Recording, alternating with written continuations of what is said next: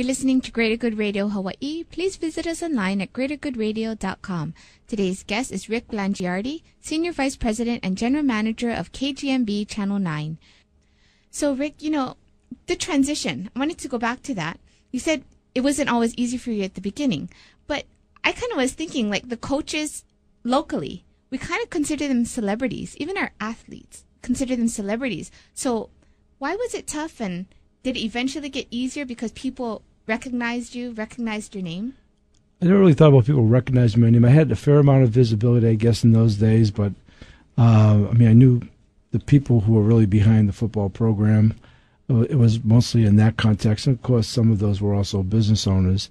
No, it wasn't about being a celebrity. It was about being a young sales guy trying to learn a new business that was highly competitive in a situation where, as I said earlier, the station was dominant, so they had very strong people in there and accomplished in their careers, and trying to learn all of that on the run, if you will, and try to stay up with them, and so I could make a contribution and not fail at it. So it was more about that. I mean, my day-to-day was very different, from the standpoint of what I used to do as an assistant football coach to what I was doing as a salesperson, selling television time. So did you ever feel kind of inferior in that position, or some, lack of confidence at all? Yeah, I think I felt lack of confidence, inferior. I mean, you clearly, you kind of drop back and you say, okay, I'm at square one here. I mean, they made it very clear I was at square one. I didn't walk in because I didn't know the business and inherit a big list, if you will, or as I said, I didn't even have a desk. They sat me next to a telex machine. In fact,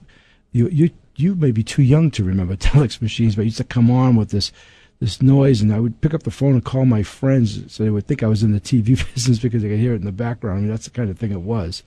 It was just a lot of personal adjustment because I was so focused. It really is probably more of an inner thing. I was just so focused on trying to be a really great football coach that I hadn't really thought for very long prior to making the decision about getting out of coaching. It came out as a result of the baby coming and the financial need. So looking back now, do you regret leaving coaching at all? Well, I've always loved the game, and there are times I wonder, what might have happened. I've had a lot of friends who've stayed in the game, have done quite well for themselves, and when you love a game like that and it's such a part of your life, and you had the benefit, as I did, of being exposed to it in a really nice way, you missed that. But I've had no regrets about getting into television. Television's been an extraordinary career for me. It's allowed me to grow and learn and meet all kinds of wonderful people, work with people. I've been in a lot of interesting settings, very challenging, and so many different ways it brought out the best in me. And I've tried to do the best I could for my family, which was really the genesis of this whole thing, because I now have 3 children. And along the way, as anybody would know who's listening, it's not easy to raise kids today, schools and everything else that comes along. At least I felt like I covered that base. So if you take a look back when you were making that transition, what are some of the lessons that you learned during that time where you were kind of unsure of yourself that you've been able to use today that can maybe help others as they're listening? Well, I think, you have to really, be honest with yourself at all times, and you have to, you have to be willing to make the effort. I think, as I said a couple of times here, and I'm surprised I've said it out loud, feeling sort of sorry for myself. I mean, I didn't have the focus necessary.